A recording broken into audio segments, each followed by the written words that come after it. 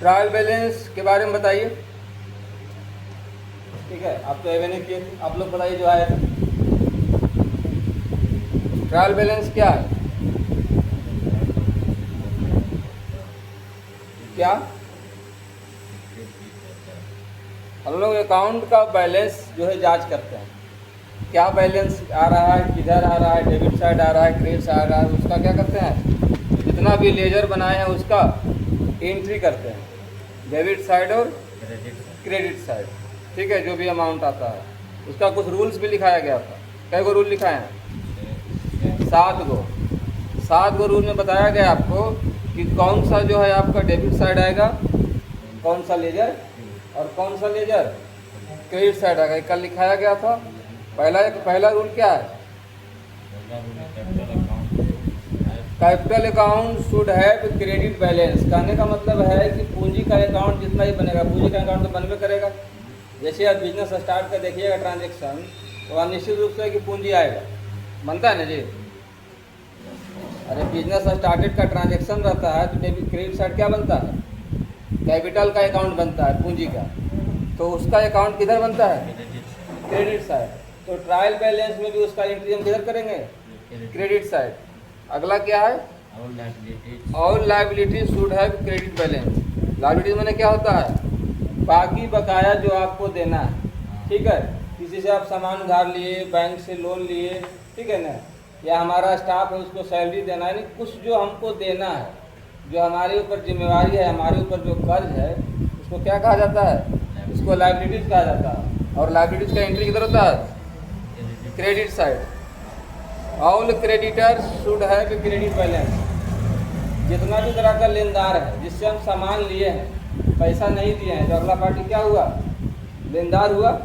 हम सामान खरीदे, पैसा जो बाकी है, तो अगला जो लेनदार है, तो उस पार्टी का जब एंट्री करेंगे ट्रायल बैलेंस में, तो उसका एंट्री किधर करेंगे?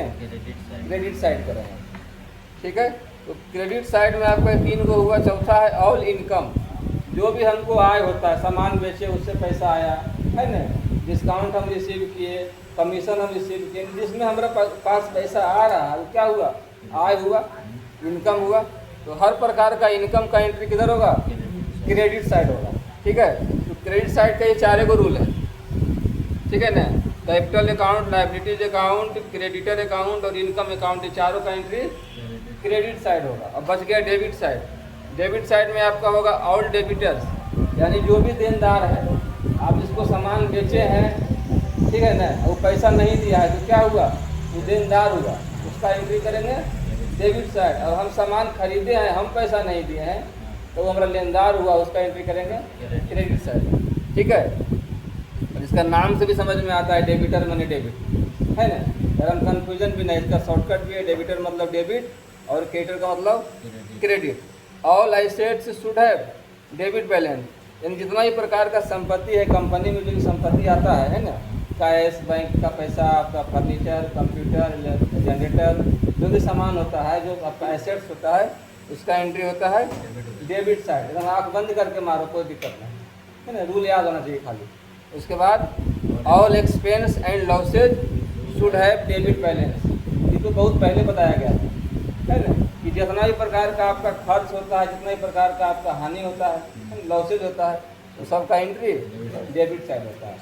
7 गो रूल बताए थे, 7 रूल जिसको याद है तो क्या करेगा? तो सबका ट्रायल बैलेंस कल कैसे बताए थे, तो नहीं आया नहीं था, जो नहीं आया वो देख करके लिख लेगा कॉपी से अपना। ठीक है, और उसको जो है बनावे की कोशिश करेगा। लेजर सबका बन गया है, और लेजर में देखना है कि कौन डेबिटर है, कौन क्रेडिटर है, कौन एसेट्स है, कौन लॉस है, और सबको क्या करना है? रूल लगा करके डेबिट साइड और क्रेडिट साइड पैसा उसका लिखना है। पैसा कौन सा लिखाएगा? जो पैसा वहाँ से कम बेसी हुआ है, जो बीडी सीडी हुआ है, ठीक है, जो पैसा सीडी बीडी हुआ है, वही पैसा ट्रायल बैलेंस में हम डालेंगे। किधर डालेंगे? वो रूल के अनुसार।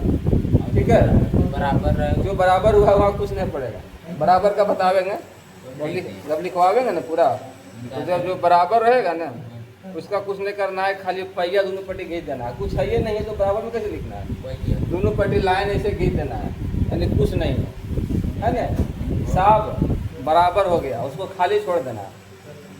ठीक है, अरे जब जितना लिए उतना पैसा दिए दिए, तो वहाँ पर कुछ जब होवे नहीं किया, ठीक है, लेकिन नाम लिखाएगा, ठीक है ना, अकाउंट छोड़ना नहीं है, अकाउंट का नाम लिखाएगा, लेकिन जो हिसाब बराबर हो गया है, सीडीपीडी नहीं हुआ है, वो डेबिट साइड पे कोई पहिया गिर देंगे खाली खाली, और क्रेडिट साइड पे पहिया गिर देंगे, यानी यहाँ कोई अमाउंट नहीं है, जीरो अमाउंट है, ठीक है।